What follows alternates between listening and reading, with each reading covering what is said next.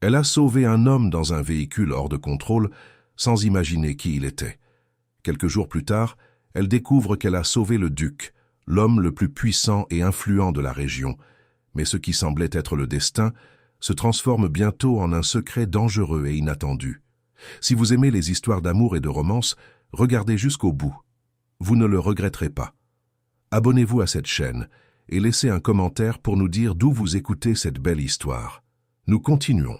Le soleil commençait déjà à décliner sur les montagnes des Cévennes quand Héloïse gara sa camionnette rouge devant le portail du domaine de Sainte-Claire. Le trajet de retour de la ville avait été tendu, comme c'était toujours le cas lorsqu'elle devait traiter avec les banques et les contrats. La réunion au Crédit Agricole avait été compliquée. Le directeur, avec cet air de supériorité masculine qui lui faisait serrer les dents, et les négociations pour vendre une partie de la récolte de vin étaient frustrantes, car il voulait toujours payer moins que ce que le travail valait réellement. À 34 ans, Héloïse Beaumont avait la peau mate marquée par le soleil inclément du sud de la France, les mains calleuses de celle qui ne craint pas le travail manuel et n'a jamais porté de gants pour quoi que ce soit, et un regard vert-gris qui intimidait même les hommes les plus arrogants, ceux habitués à sous-estimer les femmes qui osèrent travailler la terre. Elle avait hérité de ces terres de son grand-père, quand personne d'autre ne voulait en assumer la responsabilité. La place d'une femme n'est pas de diriger un domaine seul, disait-il. Elle leur avait prouvé qu'ils avaient tort. 200 hectares conquis pied à pied au cours des 7 dernières années. Chaque clôture érigée, chaque décision prise sans demander la permission à personne. Après avoir rangé les courses, elle s'accorda quelques minutes sur la véranda, regardant le coucher du soleil teindre les pâturages d'orange. C'était dans ces moments-là qu'elle se sentait en paix, sans pression, sans jugement, sans rien avoir à prouver à personne. La sonnerie du portable brisa le silence. « Madame Geneviève, la voisine. Héloïse, as-tu vu une voiture étrange? La police recherche un véhicule qui a fui un barrage sur la nationale. » Héloïse promit de rester vigilante, mais la sensation que quelque chose n'allait pas ne la quitta plus. Il faisait presque nuit. Cette heure où le ciel devient violet, et où les cigales commencent leur chant strident, quand Héloïse faisait sa dernière ronde de la journée, vérifiant si les portails étaient bien verrouillés et si le bétail avait de l'eau fraîche. C'est alors qu'elle l'entendit. Un bruit sourd, métallique, suivi d'une détonation violente qui résonna à travers les collines et fit s'envoler des centaines d'oiseaux effrayés. Le son venait du chemin de terre qui coupait sa propriété du nord au sud, reliant le domaine à la route principale menant à Montpellier. Sans réfléchir à 2 fois, sans hésiter une seconde, Héloïse courut vers sa camionnette et accéléra en direction du bruit, le cœur battant fort dans sa poitrine avec cette adrénaline qu'elle connaissait bien, la même qu'elle ressentait lorsqu'elle devait dompter un poulain sauvage ou affronter une tempête de grêle. En contournant le virage, elle écrasa le frein. Un SUV noir, extrêmement coûteux, était renversé dans le fossé, l'avant écrasé contre un arbre. De la fumée s'échappait du capot. Héloïse descendit en courant. À l'intérieur du véhicule détruit, un homme était coincé par sa ceinture, inconscient, du sang coulant d'une coupure au front. Il portait un costume impeccable, totalement inapproprié pour l'endroit. Elle vérifia son pouls, faible mais présent. La voiture pouvait prendre feu et ici, au milieu de nulle part, l'ambulance mettrait 40 minutes à arriver. 40 minutes qu'il n'avait peut-être pas. Avec détermination, elle coupa la ceinture et commença à traîner le corps à l'extérieur. Il était lourd, mais Héloïse portait des sacs d'engrais de 50 kilos chaque semaine. Elle réussit à l'emmener jusqu'à un endroit sûr. C'est alors qu'elle le regarda vraiment. Même blessé et couvert de sang, il était impossible de ne pas le remarquer. Des traits marqués, une mâchoire forte, des cheveux sombres coupés à la perfection. Des mains visiblement de quelqu'un qui n'avait jamais tenu une pioche. La montre à son poignet valait plus que sa camionnette. Elle essaya d'appeler les urgences, mais son téléphone n'avait plus de réseau. Elle regarda l'homme inconscient et prit la seule décision possible. « Vous allez devoir me faire confiance », murmura-t-elle. Elle l'installa sur la banquette arrière de la camionnette et rentra chez elle aussi vite qu'elle le put. Elle le porta jusqu'à la chambre d'amis et alla chercher la trousse de premier secours. Un domaine agricole n'était pas un lieu pour la fragilité.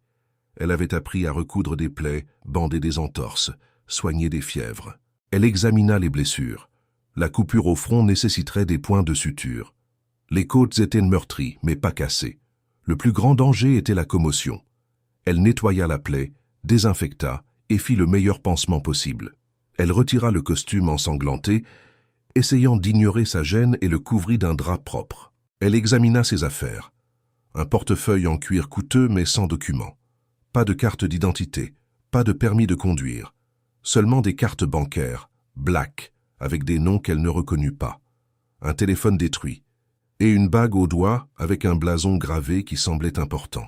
Héloïse sentit un frisson lui parcourir l'échine. Ce n'était pas normal. Les gens ordinaires ne circulent pas sans papier. Les gens ordinaires ne conduisent pas de telles voitures sur des routes perdues. Elle venait de mettre les pieds dans quelque chose de bien plus grand qu'elle ne l'imaginait. Elle passa la nuit à vérifier ses signes vitaux toutes les 20 minutes, changeant les compresses, s'assurant qu'il respirait. Vers 3 heures du matin, elle s'autorisa à fermer les yeux quelques instants. Elle fut réveillée par un gémissement bas. L'homme commençait à reprendre connaissance. Héloïse lui prit le poignet. « Calmez-vous. Vous avez eu un accident. Vous êtes en sécurité. » Ses yeux s'ouvrirent, flous au début, puis se fixèrent sur elle. Ils étaient sombres, presque noirs, et il y avait une intelligence vive dans ce regard. « Où suis-je ?»« Chez moi, au domaine de Sainte-Claire, en Occitanie. Je vous ai trouvé renversé sur la route. Je vous ai amené ici parce qu'il n'y avait pas de temps pour une ambulance. » Il essaya de s'asseoir, gémit de douleur et se rallongea. Héloïse lui tendit de l'eau. « Doucement, vous avez pris un coup violent. Vous devez rester immobile. » Il but à petites gorgées, ses yeux l'étudiant. « Qui êtes-vous » ?»« Héloïse Beaumont. »« Et vous ?» Il y eut une pause, brève mais perceptible. « Adrien. » Héloïse croisa les bras. « Adrien, d'accord. Et que faisait Adrien au volant d'une voiture de luxe sur des chemins de terre en pleine nuit ? Je me suis perdu. J'allais à Montpellier et j'ai pris le mauvais chemin. Avec un GPS de dernière génération et sans aucun document. » Héloïse haussa un sourcil. « Vous avez fouillé dans mes affaires. Vous étiez mourant. J'ai dû chercher une identification. Je n'ai rien trouvé, alors je vous le demande à nouveau. Qui êtes-vous vraiment ?» Ils se dévisagèrent. Héloïse ne recula pas.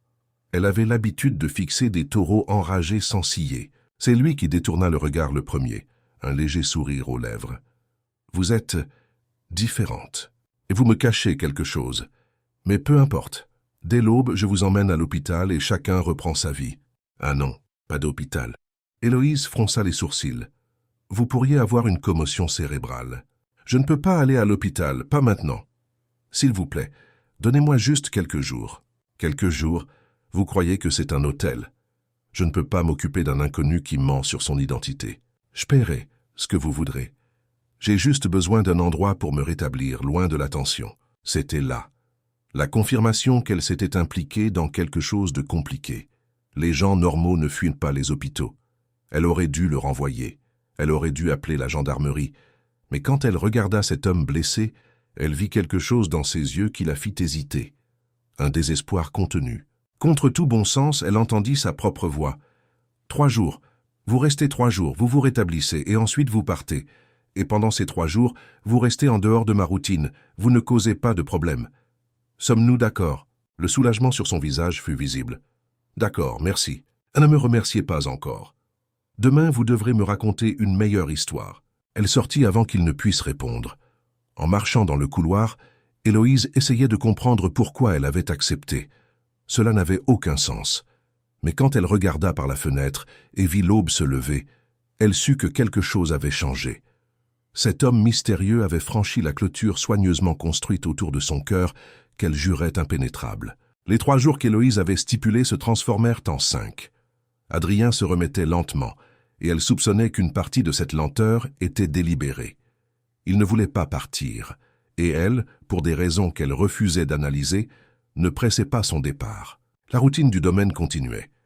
Héloïse se levait avant le soleil, travaillait jusqu'à ce que son corps lui fasse mal, et revenait pour trouver Adrien sur la véranda, lisant ou observant le paysage. C'était étrange d'avoir quelqu'un là. La maison avait toujours été à elle seule. Maintenant, il y avait une autre présence, une autre respiration. Cela aurait dû la déranger. Mais ce n'était pas le cas. Le 2e soir, Adrien apparut dans la cuisine. « Puis-je faire quelque chose ?» Héloïse le regarda surprise. « Vous savez cuisiner ?»« Non. Mais je peux apprendre. » Elle aurait dû le renvoyer dans sa chambre. Au lieu de cela, « Vous pouvez couper ces pommes de terre. » Ils travaillèrent en silence pendant quelques minutes. Un silence confortable, du genre qui n'existe normalement qu'entre des personnes qui se connaissent depuis longtemps. « Depuis combien de temps habitez-vous seul ici ?» demanda Adrien. « 7 ans. Et avant ?» Je travaillais à Paris. Marketing, bon salaire, appartement dans le 16e, toute cette petite vie que les gens considèrent comme le succès. Mon grand-père est tombé malade. Je suis venu m'occuper de lui. Quand il est mort, il m'a laissé le domaine. Tout le monde pensait que j'allais vendre et repartir. Je ne suis pas reparti. Pourquoi? Parce qu'à Paris, je n'étais qu'une de plus. Ici, je suis moi-même. Je n'ai pas besoin de prétendre. Je n'ai pas besoin de sourire à des gens que je n'aime pas. Ici, ce que je construis est à moi. Elle le fixa. Sans la faveur de personne. Adrien l'observait avec une intensité qui lui faisait picoter la peau. Cela doit être libérateur. Très solitaire. Mais je préfère la solitude à l'hypocrisie. Ils dînèrent ensemble ce soir-là. Et la conversation coula avec une facilité déconcertante. Adrien parlait de livres, de philosophie, de lieux qu'il avait visités. Héloïse parlait de la terre, des cycles de récolte, des difficultés d'être une femme dans un milieu dominé par les hommes. C'est en faisant la vaisselle côte à côte qu'Héloïse s'en rendit compte. Elle riait vraiment, un rire sincère, provoqué par une histoire absurde d'Adrien essayant d'aider lors d'une vendange et manquant de tout détruire. Où était-ce? Il hésita juste une fraction de seconde. Une propriété de famille, dans le Bordelais. Mensonge ou demi-vérité. Héloïse reconnaissait déjà quand il esquivait, mais elle n'insista pas. Les jours suivants établirent une étrange routine. Ils discutaient pendant les repas, débattèrent de tout, et Héloïse réalisa qu'elle commençait à attendre ces moments avec impatience. C'était dangereux. Laisser quelqu'un entrer, s'habituer à une présence qui ne serait bientôt plus qu'un souvenir. Mais elle avait passé tant de temps seule que la tentation de baisser sa garde était presque irrésistible. Le 5e soir, elle trouva Adrien sur la véranda après le dîner, regardant les étoiles. La pleine lune éclairait les vignes. Héloïse le rejoignit, gardant une distance de sécurité, mais sentant l'électricité dans l'air. « Vous devez partir, » dit-elle sans détour. « Vous allez assez bien maintenant. »« Je sais, mais je ne veux pas. » Le cœur d'Héloïse s'accéléra. Ce n'est pas une question de vouloir. « Non ?» Adrien se tourna vers elle, ses yeux encore plus sombres à la lumière de la lune. « Alors de quoi s'agit-il ?»« De la réalité. Vous avez une vie là-bas, des responsabilités. Ceci n'est qu'une parenthèse, ce n'est pas réel. Cela me semble très réel. » Il fit un pas vers elle. « Plus réel que tout ce que j'ai vécu ces dernières années. Vous ne savez même pas qui je suis vraiment. Et je ne sais pas qui vous êtes. Tout cela est basé sur des mensonges. Pas tout. » Un autre pas. Ils étaient maintenant si proches qu'elle sentait sa chaleur. « Ce que je ressens quand je suis près de vous, c'est vrai. La façon dont vous me défiez, dont vous me traitez comme une personne et non comme une fonction. C'est vrai. »« Fonction ?» Héloïse s'accrocha au mot. « Quelle fonction ?» Il ferma les yeux, livrant une bataille interne. « Je dois vous dire quelque chose, sur qui je suis réellement. » Son téléphone vibra dans sa poche. Il répondit, le visage blêmissant. « Je dois prendre ça. » Il entra précipitamment. Héloïse pouvait entendre sa voix basse mais urgente. « Non, je ne suis pas en danger. Je sais que cela fait 5 jours. Vous ne pouvez pas me tracer. »« Merde, Thomas, donne-moi juste un jour de plus. » Héloïse sentit un froid lui parcourir le dos. L'appel prit fin et Adrien revint en paraissant avoir vieilli de 10 ans. « Je dois partir demain matin. »« Moi, Tommy, c'était prévisible. Je ne veux pas. Mais je le dois, il y a des choses que je ne peux plus ignorer. » Sa frustration était évidente. « Mais je veux revenir. Le puis-je » Héloïse aurait dû dire non, mais quand elle le regarda, « Vous le pouvez. » Son sourire fut comme un lever de soleil. Ils restèrent sur la véranda jusque tard, parlant de tout sauf de ce qui importait. Quand ils se retirèrent, Héloïse ne put dormir. Elle était au bord d'un précipice, et pour la première fois depuis longtemps, elle voulait faire ce pas. Le matin, elle trouva Adrien déjà habillé, son sac à la main. « Un chauffeur va venir me chercher. Je paierai pour les dégâts. Je ne veux pas de votre argent. » Alors que voulez-vous? La vérité. Revenez simplement. Si vous revenez vraiment, revenez. Mais si c'est pour me donner de faux espoirs, il vaut mieux partir maintenant et ne jamais revenir. Adrien franchit la distance et lui prit le visage entre les mains. « Je reviendrai. Ce ne sera peut-être pas demain, mais je reviendrai. Et quand je reviendrai, je vous dirai tout. Vous méritez la vérité. » Je la mérite. Pendant un instant, il sembla qu'il allait l'embrasser. Le monde s'arrêta. Mais le bruit d'une voiture rompit le moment, et Adrien recula. « C'est mon chauffeur. » Il prit son sac, marcha vers la porte, se retourna. « Héloïse Beaumont, vous m'avez sauvé la vie. Vous n'avez pas idée à quel point. » Il partit, montant dans la voiture noire qui disparut au tournant. Héloïse resta sur la véranda, regardant la poussière retomber. Le domaine était le même, mais elle avait changé. Et pour la première fois en 7 ans, elle se surprit à désirer que quelqu'un revienne. 3 semaines passèrent. 3 semaines de routine normale, de nuit à regarder la route, espérant voir des phares familiers. Mais rien. Aucun appel, aucun message. Elle avait été idiote. Bien sûr qu'il ne reviendrait pas. Les gens comme lui ne revenaient pas dans des endroits pareils, vers des gens comme elle. C'était un dimanche après-midi. Alors qu'elle réparait une clôture seule, qu'elle entendit le moteur. Ce n'était pas la camionnette d'un voisin. C'était un son plus doux, plus raffiné. Elle se retourna, protégeant ses yeux du soleil. La même voiture noire. La porte s'ouvrit et Adrien descendit, vêtu d'un jean et d'une chemise simple. Il traversa le pâturage d'un pas décidé, un sourire aux lèvres. Héloïse lâcha son marteau, s'essuya les mains sur son pantalon et resta immobile, ne sachant que faire. « Vous êtes revenu » fut tout ce qu'elle put dire. « J'avais promis de revenir. » Adrien regarda autour de lui, et j'ai découvert que je ne peux pas rester loin. « 3 semaines. Vous avez mis 3 semaines. » J'avais des choses à régler. Mais maintenant je suis là, et si vous voulez toujours l'entendre, je suis prêt à tout vous dire. Héloïse regarda cet homme qui avait bouleversé sa vie et prit une décision. Cela pourrait finir dans la douleur, mais elle était prête à courir le risque. « Très bien. Alors dites-moi, qui êtes-vous vraiment, Adrien ?» Il prit une grande inspiration, comme s'il se préparait à sauter d'une falaise.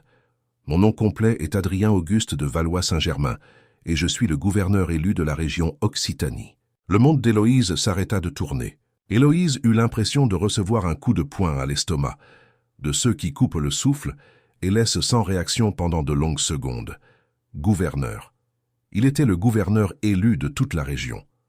Cet homme qu'elle avait trouvé ensanglanté et inconscient dans une voiture renversée, qu'elle avait porté sur son dos, qu'elle avait soigné comme n'importe quel inconnu, qu'elle avait laissé dormir dans la chambre d'amis de son humble demeure, était l'une des personnes les plus puissantes du pays, une des voix qui décidèrent de l'avenir de millions de citoyens, et il était resté là, chez elle, mangeant à sa table, dormant sous son toit pendant 5 jours complets, sans dire un mot sur sa véritable identité. « Vous plaisantez » fut tout ce qu'elle put dire, sa voix sonnant étrange, lointaine, comme si elle appartenait à quelqu'un d'autre. C'est une sorte de plaisanterie de mauvais goût. « Non !» Adrien garda ses distances, sachant qu'elle avait besoin d'espace. « J'ai été élu il y a 8 mois. L'investiture est dans 2 mois. Et cette nuit-là, je fuyais. »« Vous fuyez quoi ?»« Tout. La pression, les gens qui veulent me contrôler. Je sortais d'une réunion où l'on essayait de me forcer à nommer quelqu'un d'incompétent juste parce que son père avait financé la campagne. J'ai perdu la tête, je suis monté en voiture et j'ai conduit sans but. Je ne m'attendais pas à avoir un accident et à me réveiller soigné par quelqu'un qui n'avait aucune idée de qui j'étais. Et vous n'avez pas jugé important de le mentionner ?» La colère remplaça le choc. 5 jours, Adrien, 5 jours à me mentir. Je n'ai pas menti.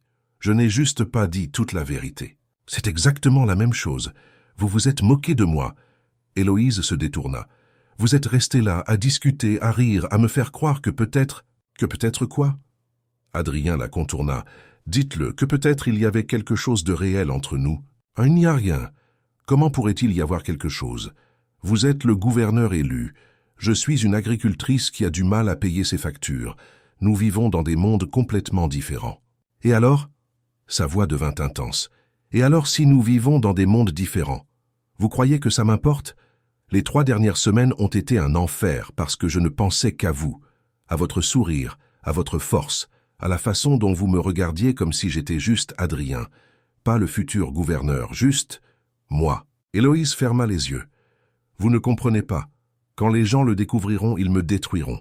Ils diront que je suis une opportuniste, que je cherche l'argent, le pouvoir. Ils mentiront, parce que nous connaissons la vérité. Vous n'avez pas un iota d'intérêt pour mon poste. Si c'était le cas, vous m'auriez reconnu dès la première nuit. Comment aurais-je pu vous reconnaître? Je ne regarde pas la télévision, je ne lis pas la presse politique. Je vis isolée depuis 7 ans. Exactement. Et c'est pour ça que vous êtes parfaite. Il lui toucha légèrement le visage. Héloïse aurait dû reculer, mais son contact était brûlant. Vous êtes la seule personne qui me voit vraiment. Et qui êtes-vous? Parce que je pensais vous connaître, mais maintenant je ne suis sûr de rien. Adrien soupira. Je suis le fils d'une famille traditionnelle de Montpellier. Mon père est haut magistrat. Ma mère vient d'une lignée de riches propriétaires terriens. J'ai fait mon droit, un master en administration publique. Je suis entré en politique à 28 ans, d'abord conseiller, puis député. J'ai été élu gouverneur à 36 ans, avec le plus gros score de l'histoire régionale. Il fit une pause. Mais rien ne m'a préparé à la suite. Les négociations, les chantages, les gens qui veulent une part du gâteau. Mon vice-gouverneur, Claude Marchand, essaie de saper mes décisions. Et il y a des rumeurs selon lesquelles il ne voudrait pas attendre 4 ans pour prendre ma place. Héloïse sentit un froid. Vous pensez que l'accident n'en était pas un? Je ne sais pas. La voiture a été examinée. Ils ont dit que c'était une défaillance mécanique des freins, mais elle était neuve, révisée 1 semaine auparavant. Et j'étais sur une route que personne n'était censé connaître. C'est dangereux. Si quelqu'un a essayé de vous tuer et qu'il découvre que vous étiez ici, c'est pour ça que je suis resté loin pendant 3 semaines. Je ne voulais pas vous mettre en danger, mais je n'ai pas pu rester à l'écart. Vous êtes dans ma tête, dans mon cœur, dans chacune de mes pensées. Et j'ai réalisé que soit j'affrontais cela, soit j'allais le regretter pour le reste de ma vie. Je ne veux pas de ça. Je ne veux pas d'une vie d'exposition, de caméra, d'avoir chaque mouvement analysé. Alors n'en ayez pas. Restez ici, dans votre domaine, c'est moi qui viendrai à vous. Ce n'est pas comme ça que ça marche et vous le savez. Un gouverneur ne peut pas simplement disparaître chaque semaine sans éveiller les soupçons. Alors j'éveillerai des soupçons.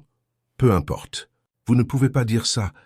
Vous avez des responsabilités, toute une région dépend de vous. Je ne peux pas, quoi. Être heureux? Renoncer à tout, même à la possibilité d'avoir quelqu'un qui me fait me sentir vivant, juste parce que j'occupe une fonction publique? Il ne s'agit pas de renoncer. Il s'agit d'être réaliste. Vous idéalisez la situation. Vous voyez une romance impossible, une évasion. Mais la réalité va revenir. Alors aidez-moi à la rendre moins compliquée. Ne m'écartez pas. Ne jetez pas tout avant même que nous ayons essayé. Ils restèrent à se regarder, le soleil tintant tout d'or. Héloïse sentait son cœur partagé entre ce qu'elle voulait et ce qu'elle savait être raisonnable. J'ai besoin de temps. J'ai besoin de digérer tout ça, de réfléchir, de comprendre ce que je veux. Adrien acquiesça, bien que sa déception soit visible. Combien de temps? Je ne sais pas. Des jours, des semaines. Très bien. Je vous donnerai tout le temps qu'il faudra, mais je n'abandonnerai pas, Héloïse. Il se tourna pour partir, mais Héloïse l'appela. Adrien, ces 3 semaines où vous étiez loin ont été un enfer pour moi aussi. Le sourire qui éclaira son visage fut comme le soleil perçant les nuages. Ce soir-là, seule, Héloïse prit son ordinateur et chercha Adrien Auguste de Valois-Saint-Germain. Des pages se remplirent de photos, de nouvelles. Il était là, impeccable, dans des costumes chers, entouré de gens importants, toujours avec ce sourire contrôlé qu'elle n'avait jamais vu en personne. Plus jeune gouverneur élu de l'histoire, héritier d'une famille prestigieuse, pressenti pour un destin national, et puis les photos avec elle. Amandine de Rochefort, avocate renommée, blonde parfaite. L'ex-fiancé du gouverneur élu entretient toujours une relation amicale. Ex-fiancé. Il avait été fiancé. Héloïse ferma l'ordinateur brusquement. Bien sûr qu'il avait été fiancé à quelqu'un comme ça, quelqu'un du même monde, de la même classe. Et elle, qu'était-elle? Une distraction, un fantasme. Le téléphone sonna, numéro inconnu. Allô? Madame Héloïse Beaumont? Mon nom est Thomas Lefebvre, chef de la sécurité du gouverneur élu Adrien de Valois-Saint-Germain. Nous devons parler. C'est au sujet de sa sécurité et de la vôtre. Son sang se glaça. Comment ça, ma sécurité? Je ne peux pas en parler au téléphone. Puis-je venir à votre domaine demain matin? Oui, vous pouvez. Elle dormit mal, se réveillant au moindre bruit. Quand le soleil se leva, elle était déjà debout, le café prêt, essayant de maintenir sa routine. Thomas Lefebvre arriva à 9 heures. Un homme d'une 50aine d'années, cheveux gris, allure militaire, des yeux qui évaluaient tout. Merci de me recevoir. Dites-moi tout de suite ce qui se passe. Il sourit légèrement. Direct au but. L'accident qu'Adrien a subi n'était pas un accident. La boîte noire a montré que le système de freinage a été saboté électroniquement, à distance. Quelqu'un a attendu qu'il soit sur une route dangereuse pour désactiver les freins. Quelqu'un a essayé de le tuer. Ils ont essayé et ont failli réussir. Si vous n'étiez pas intervenu, il laissa la phrase en suspens. Adrien aurait pu mourir. Et vous lui avez sauvé la vie. Pourquoi me dites-vous cela? Parce que celui qui a fait ça est toujours en liberté. Et ils cherchent à savoir où il se trouvait. Tôt ou tard, ils découvriront votre existence. La peur la frappa de plein fouet. Vous êtes en train de dire que je suis en danger. Je dis que vous pourriez l'être, surtout si Adrien continue de venir ici. Thomas se pencha vers elle. Adrien est un homme bon. Je travaille avec lui depuis 5 ans. Je ne l'ai jamais vu ainsi, aussi affecté par quelqu'un. Mais il ne réfléchit pas clairement. Il suit son cœur. Et cela peut être fatal. Que voulez-vous que je fasse? Je veux que vous soyez prudente, que vous m'avertissiez si vous remarquez quoi que ce soit d'étrange, et que vous réfléchissiez très bien si vous êtes prête pour ce qui accompagne une relation avec lui. Ce ne sera pas facile. J'y ai déjà réfléchi. Et je n'ai toujours pas de réponse. Thomas laissa une carte. Mon numéro, quoi qu'il arrive, appelez-moi. Et Héloïse? Adrien est peut-être puissant, mais quand il s'agit de vous, il n'est qu'un homme amoureux. Et les hommes amoureux font des bêtises. Après son départ, Héloïse resta à regarder la carte. Sa vie avait été simple. Maintenant, elle était au milieu d'une conspiration politique, avec sa sécurité menacée, amoureuse d'un homme qui représentait tout ce qu'elle avait toujours évité. Le téléphone sonna. Adrien. Thomas vient de m'appeler, furieux. Héloïse, je ne lui ai pas demandé de faire ça. Il m'a fait peur. Mais j'avais besoin de savoir. Silence. Puis, vous avez peur? Héloïse réfléchit. Oui, mais ce n'est pas le genre de peur qui me fait fuir, c'est le genre qui me donne envie de me battre. C'est bien l'Héloïse que je connais. Vous ne me connaissez pas encore. Mais il est peut-être temps que vous me connaissiez vraiment. Venez dîner ici ce soir, sans garde, sans chauffeur, juste vous, et nous parlerons, pour de vrai cette fois. Je viendrai. Et Héloïse, au sujet d'Amandine. Ce soir, expliquez-moi tout ce soir, sans mensonge. Tout, je le promets.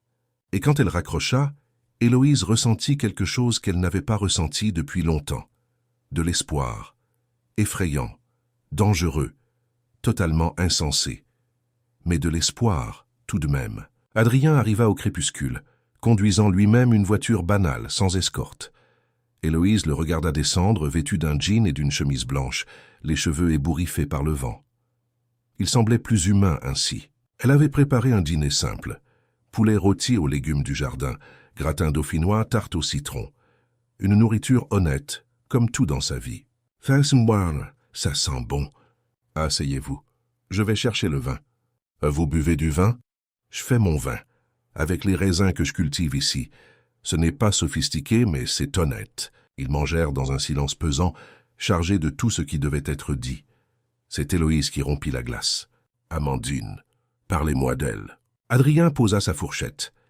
Nous nous sommes rencontrés à la faculté. Nous sommes restés ensemble 5 ans, fiancés pendant 2. Tout le monde pensait que nous étions le couple parfait. Même classe, mêmes ambitions, même cercle. Mais vous ne l'étiez pas. Non? Je la respectais, j'aimais sa compagnie, mais je n'ai jamais ressenti le feu. Vous savez, cette chose dont tout le monde parle, de sentir son estomac se nouer, de rester éveillé à penser à l'autre, je ne l'ai jamais ressenti avec Amandine. Je pensais que c'était ainsi que les relations adultes fonctionnaient, confortables, prévisibles. Qu'est-ce qui a changé? J'ai réalisé que confortable n'était pas synonyme de heureux, que me marier serait une condamnation, pas une célébration. J'ai rompu les fiançailles 6 mois avant l'élection. Ce fut un scandale. Les familles étaient furieuses. La presse a spéculé sur une trahison. Mes adversaires l'ont utilisée contre moi. Mais c'était la chose la plus honnête que j'ai jamais faite. Elle a été blessée? Oui, mais je pense qu'elle a été soulagée aussi. Aucun de nous n'était amoureux. Nous étions 2 personnes faisant ce qu'on attendait d'elle. Maintenant, elle sort avec un procureur. J'espère qu'elle est vraiment heureuse. Héloïse acquiesça. Et le vice-gouverneur? Son expression se ferma. Claude Marchand a beaucoup de pouvoir, beaucoup d'influence. Il a été imposé sur ma liste par le parti. Il voulait être quelqu'un pour équilibrer mon image de réformiste. Il est conservateur, a des liens avec de grands patrons. Et il pense que je suis trop jeune, trop idéaliste. Vous pensez qu'il est derrière l'accident? Je ne sais pas. Je n'ai pas de preuves. Mais je sais qu'il en bénéficierait. Si je ne prenais pas mes fonctions, il deviendrait gouverneur automatiquement. Vous n'affrontez pas seulement un homme, mais tout un système. Je ne sais pas contre quoi je lutte, et cela m'effraie. Sa vulnérabilité était brute, parce que si c'est plus grand, si cela implique des réseaux au-delà de la politique régionale, il ne finit pas sa phrase. Et pourtant, vous voulez m'impliquer là-dedans. Non, je n'ai jamais voulu. C'est pour ça que je suis resté loin. Mais j'ai réalisé que rester loin de vous était pire que n'importe quel danger, et que vous méritiez de choisir, pas qu'on choisisse pour vous. Vous êtes égoïste. Vous placez ce que vous voulez au-dessus de ma sécurité. Je le suis, et je passerai ma vie à compenser cet égoïsme. Mais je ne vais pas mentir et dire que je peux vous oublier, parce que je ne peux pas, Héloïse. J'ai essayé. Elle resta silencieuse, son vin oublié. Tout ce qu'elle avait toujours voulu, c'était la simplicité. Et là, elle envisageait de tout jeter par la fenêtre. Mon grand-père disait que la vie est faite de choix, et que chaque choix ferme certaines portes et en ouvre d'autres. Que le secret n'est pas de choisir bien ou mal, car on ne le sait qu'après. Le secret est de choisir et de ne pas regretter.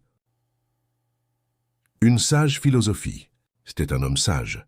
Héloïse le fixa. Je vous choisis. Je choisis cela. Je choisis de courir le risque. Héloïse regarda finalement Adrien directement, et il y avait des larmes au bord de ses yeux, mais aussi de la détermination, cette même force qui la faisait se lever chaque jour avant l'aube.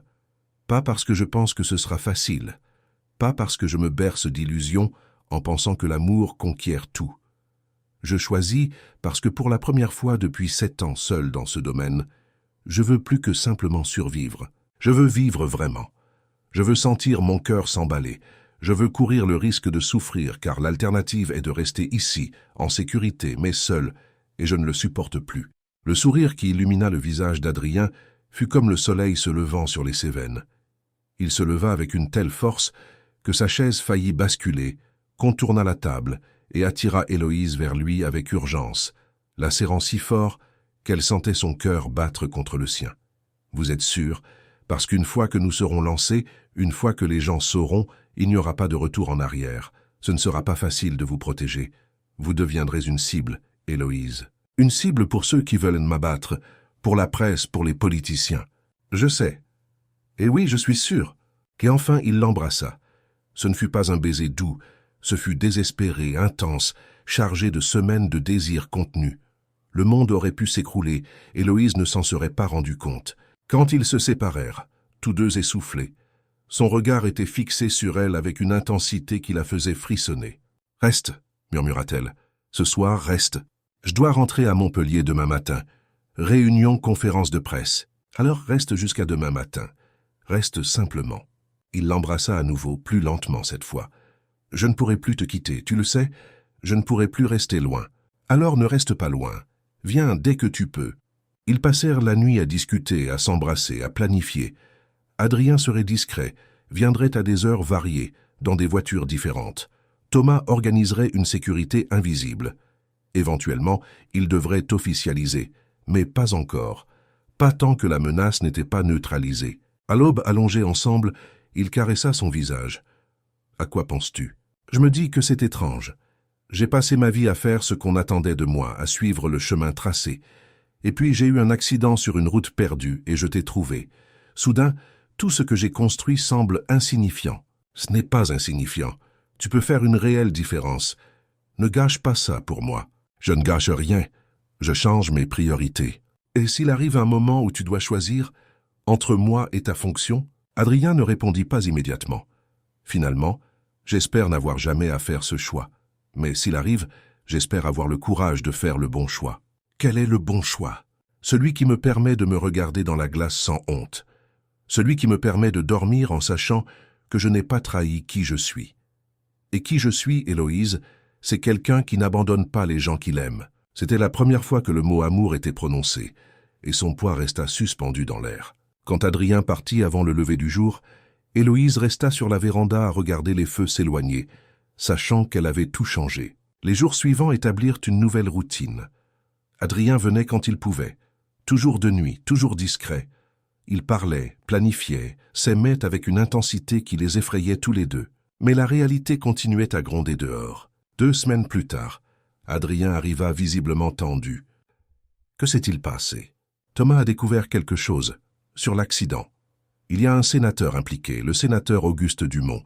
Il a des liens avec Claude Marchand et avec des entreprises sous enquête pour corruption. Il y a des preuves qu'il a engagé quelqu'un pour m'éliminer. Des preuves concrètes? Des transferts bancaires suspects, des conversations enregistrées. Rien de définitif encore, mais suffisant. Thomas travaille avec la police judiciaire. Et pendant ce temps, vous continuez à venir ici, à vous exposer. Thomas me suit, toujours. Et il y a des caméras de sécurité installées. Vous ne les avez pas remarquées car elles sont discrètes. Mais nous sommes en sécurité. Ce n'est pas rassurant. Je sais. Et si vous voulez faire une pause, vous éloigner jusqu'à ce que ce soit résolu, je comprendrai. Arrêtez. Je vous l'ai déjà dit, j'ai choisi, je ne reviendrai pas en arrière. Adrien entrelaça ses doigts aux siens. Je dois vous dire autre chose. Demain, il y a une grande conférence de presse. Je vais annoncer des nominations, et je pensais rendre public le fait que je suis en couple. Je vais établir des limites sur ma vie privée. Non, Adrien, ce n'est pas le moment. Je ne vous présenterai pas encore. Mais je dirai clairement que je ne suis plus seul. C'est la première étape. Est-ce dangereux politiquement? Je m'en fiche. J'en ai assez de me cacher, d'avoir honte d'être heureux. Je ne donnerai pas de nom, mais je ne ferai plus semblant que vous n'existez pas. Héloïse voulait argumenter, mais voyant sa détermination, alors faites-le bien. Dites clairement que c'est sérieux. C'est pour ça que je t'aime. Amour, encore. Cette fois, Héloïse ne le laissa pas passer. Moi aussi je t'aime, je ne sais pas quand c'est arrivé, mais c'est là, c'est réel, et c'est terrifiant. C'est terrifiant, mais c'est la meilleure chose qui me soit arrivée. La conférence de presse le lendemain causa exactement le tumulte attendu. Adrien fut direct, ferme, inflexible. Je suis engagé dans une relation sérieuse. C'est la seule information que je donnerai. Ma vie privée est privée, et j'attends qu'elle soit respectée. Toute intrusion sera traitée par voie judiciaire. Les spéculations commencèrent. Qui était la femme mystérieuse? Pourquoi se cacher? Les théories étaient infinies. Héloïse regarda la télévision, l'estomac noué mais avec une étrange fierté. Il avait reconnu publiquement son existence. C'est le sénateur Dumont qui fit le pas suivant. Le gouverneur élu doit comprendre que les figures publiques n'ont pas le luxe d'une vie totalement privée, surtout quand des choix personnels peuvent affecter des millions de personnes. Nous avons le droit de savoir qui influence ces décisions. C'était une menace à peine voilée. Adrien appela ce soir-là, la voix tendue. Ils savent que je cache quelque chose.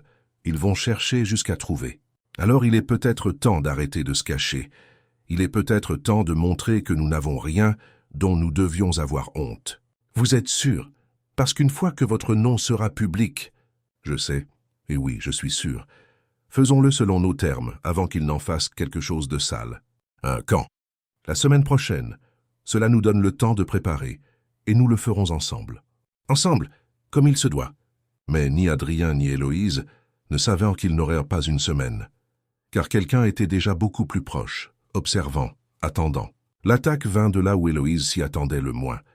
Il était tard quand la camionnette de M. Jean, le voisin qui louait une partie des terres, s'arrêta devant la maison. Héloïse s'étonna. Jean ne venait jamais à cette heure. Monsieur Jean, il s'est passé quelque chose? L'homme descendit. Il y avait quelque chose de différent chez lui. Sa posture, la façon dont il évitait son regard. Je dois vous parler, Héloïse, au sujet du gouverneur. Son sang se glaça. Comment savez-vous cela? Tout le monde le sait, ou sans doute. Des voitures différentes chaque nuit, vous qui ne recevez jamais personne. Et ce matin, il y avait 2 hommes qui prenèrent des photos de la propriété. J'ai pensé que vous devriez savoir. Quel genre d'hommes? Je ne sais pas, jamais vu, mais ils avaient du matériel cher, des caméras professionnelles. Ils étaient sur la route. Vous leur avez parlé? Jean détourna les yeux. Oui. Ils m'ont posé des questions sur vous, sur qui vient ici. Et j'ai parlé, Héloïse. J'ai parlé des voitures la nuit, de l'homme qui reste jusqu'au matin. La trahison fut profonde. Pourquoi? Ils ont offert de l'argent. 1 000 € juste pour des informations. Ma femme est malade, elle a besoin d'une opération. Ces 1 000 € feraient la différence. Je suis désolé. Sortez d'ici, tout de suite. Ainsi avec Héloïse. Sortez, et considérez que votre bail est résilié. Je vous veux hors de mes terres d'ici la fin du mois. Jean partit, laissant Héloïse tremblante de rage et de peur. Elle appela Adrien immédiatement. Il y a des photographes ici. Quelqu'un a payé mon voisin pour avoir des informations. Merde, j'envoie Thomas tout de suite. Ne sors pas de chez toi, verrouille tout. Je vais appeler mon avocat. Adrien, ils savent. Pour nous. Ce n'est qu'une question de temps. Je sais. Et quand ça sortira, nous serons prêts. Mais d'abord, je dois savoir que tu es en sécurité. Thomas arriva en 20 minutes avec 2 agents de sécurité. Ils fouillèrent tout et trouvèrent 3 caméras cachées.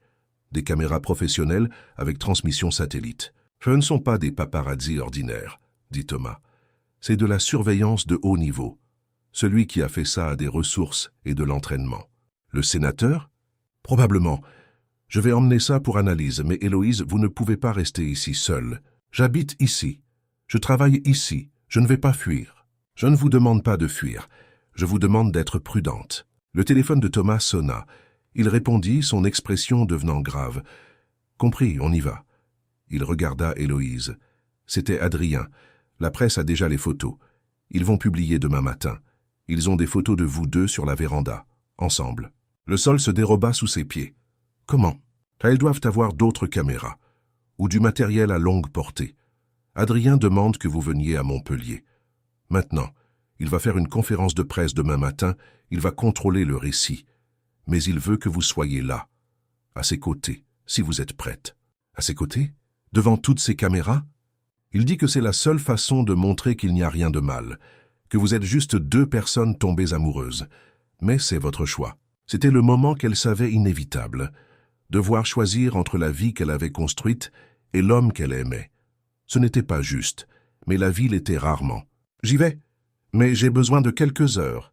Vous avez jusqu'à 6 heures du matin. La conférence est fixée à 9 heures. Les heures suivantes furent un flou. Héloïse appela Julien et Pierre, ses employés, expliqua la situation, donna des instructions. Ils furent choqués mais jurèrent de s'occuper du domaine. Elle fit un petit sac, ferma la maison à clé, jeta un dernier regard sur sa terre. Le voyage vers Montpellier se fit dans le silence. Héloïse voyait le paysage familier se transformer en ville, les lumières se multipliant. Elle entrait dans le monde d'Adrien. Il était 4 heures du matin quand ils arrivèrent à un immeuble discret. Thomas la guida vers l'appartement du dernier étage. Adrien l'attendait, les yeux rouges de fatigue. Quand il vit Héloïse, il traversa la pièce et la serra dans une étreinte désespérée. « Pardon, pardon pour tout ça. Arrête, ce n'est pas toi, ce sont des gens qui essaient de te détruire. Et nous ne les laisserons pas faire. Les photos ne sont pas obscènes, mais elles sont intimes. On nous voit nous embrasser. Le récit qu'ils vont construire est que tu es une opportuniste. Je sais, je m'y attendais. Alors tu sais que ce sera brutal. Ils vont fouiller ta vie, chercher de la boue, en inventer s'ils n'en trouvent pas. Adrien, Héloïse lui prit le visage entre les mains. Je sais. Et malgré tout, je choisis de rester. Je choisis d'affronter cela. Je te choisis. Il ferma les yeux, appuyant son front contre le sien. Je ne te mérite pas. Probablement pas. Mais tu m'as quand même. Ils passèrent les heures suivantes à se préparer. L'avocat, maître Richard Pénat, arriva à 5h30. Nous allons publier un communiqué officiel confirmant la relation. Nous allons porter plainte contre quiconque publiera les photos volées. Et nous allons laisser fuiter des informations sur le sénateur Dumont. C'est risqué, prévint Adrien. Cela pourrait donner l'impression que j'utilise ma relation pour détourner l'attention. Il n'y a pas d'accusation contre moi, juste des insinuations. Nous dirons simplement que je suis tombé amoureux. Ce n'est pas un crime. À 9 heures pile, Héloïse était derrière un rideau de velours rouge dans un grand hôtel de Montpellier, écoutant le brouhaha des journalistes. Il y en avait au moins une centaine. Son estomac se nouait, mais elle se força à respirer. Elle avait affronté pire. Adrien lui serra la main très fort.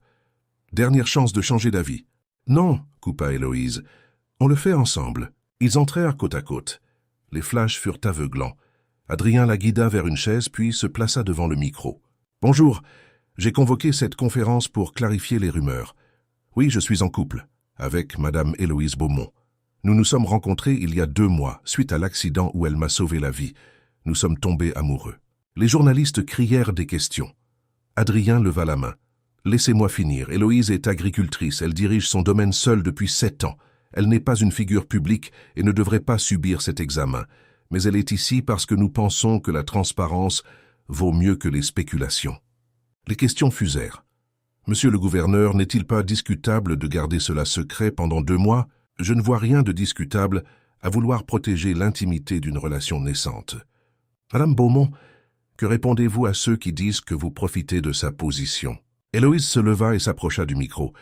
Je ne réponds pas à des accusations sans fondement. J'ai construit ma vie seule bien avant de connaître Adrien. Je n'ai pas besoin de sa fonction pour avoir de la valeur. Sa voix était ferme. Elle vit certains regards passer du mépris au respect. C'est vers la fin que la bombe tomba. Monsieur le gouverneur, savez-vous que le sénateur Dumont fait l'objet d'une enquête pour avoir saboté votre véhicule? Un silence de mort s'installa. Adrien regarda le journaliste. Je sais qu'une enquête est en cours, et bien que je ne puisse commenter les détails, il y a des éléments suggérant que l'accident n'était pas fortuit. Je ne me laisserai pas intimider par des attaques sur ma vie privée. Je ne reculerai pas. Sur ces mots, il prit la main d'Héloïse et ils sortirent sous un déluge de flash. Dans les coulisses, Héloïse laissa enfin ses jambes trembler. Adrien la rattrapa. « Tu as été incroyable. Ils attendaient une victime. Ils ont trouvé une femme forte. Tu as renversé la situation. » 3 semaines plus tard, de retour au domaine de Sainte-Claire, Héloïse essayait de reprendre sa routine. Adrien avait respecté son besoin d'espace. Il n'appelait pas, n'apparaissait pas. Il envoyait juste un message par jour. « Je pense à toi. J'espère que tu vas bien. » Elle réalisa qu'elle ne pouvait plus vivre sans lui. Elle l'aimait d'une manière qu'elle ne pouvait plus contrôler. Elle appela Adrien. « Viens me chercher, Adrien. Je ne peux plus faire semblant que je peux vivre sans toi. » Il arriva 2 heures plus tard. Il traversa la cour en courant. Le baiser fut désespéré. « Plus jamais, » dit Adrien. « Plus jamais tu ne m'éloignes ainsi. »« Ah, plus jamais, mais je devais être sûr. »« Et tu l'es ?»« Ah, absolument. »« Alors épouse-moi, » dit Adrien en s'agenouillant dans la terre rouge du domaine. « Je sais que c'est rapide, mais la vie est trop courte pour être prudente quand on a trouvé la bonne personne. » Héloïse sentit les larmes couler. « Oui. Oui, tu réfléchis ou oui, tu m'épouses. »« Oui, je t'épouse. »« Maintenant, lève-toi, tu salis ton pantalon. » Il rit, la fit tournoyer. Ils firent des plans. Elle resterait au domaine, son sanctuaire. Il ferait son travail à Montpellier, mais viendrait chaque week-end. Ils ne seraient pas le couple politique parfait, ils seraient eux-mêmes. Le mariage eut lieu 6 mois plus tard, au domaine. Une petite cérémonie. Adrien devint un gouverneur respecté, et Héloïse transforma son domaine en un modèle d'agriculture durable. 2 ans plus tard, leur fille Léa naquit. Elle grandit entre les vignes et les palais, apprenant à être aussi forte que sa mère. Adrien ne se représenta pas pour un second mandat. « J'ai fait ce que j'avais à faire. Maintenant, je veux être ici, avec vous. » Ils vécurent heureux, non pas comme dans un conte de fées, mais dans la réalité. Une réalité qu'ils avaient choisie,